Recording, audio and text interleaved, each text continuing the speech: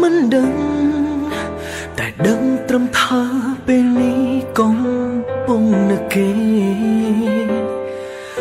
បេះដូងសារភាពត្រង់ពីចិនស្រឡាញ់មិនព្រួតប្រា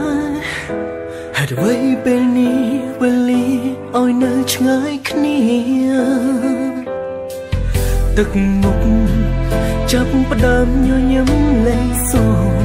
ចចិត្តនេះជួលនឹកគេខ្លាំងណាស់បេះដូងដឹងហើយមនុស្សម្នាក់ដែលគេក៏បានដឹងច្បាស់ហើយក៏ប្រកាសខ្លាំងណាស់គឺយើងស្រឡាញ់គ្នា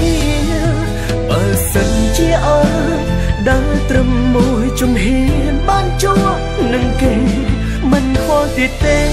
ជីវិតនេះរួចបានត្រឹមណាត្រឹមមួយនាទីស្មើមួយឆ្នាំនៃចិត្តដែលអន់ទេសា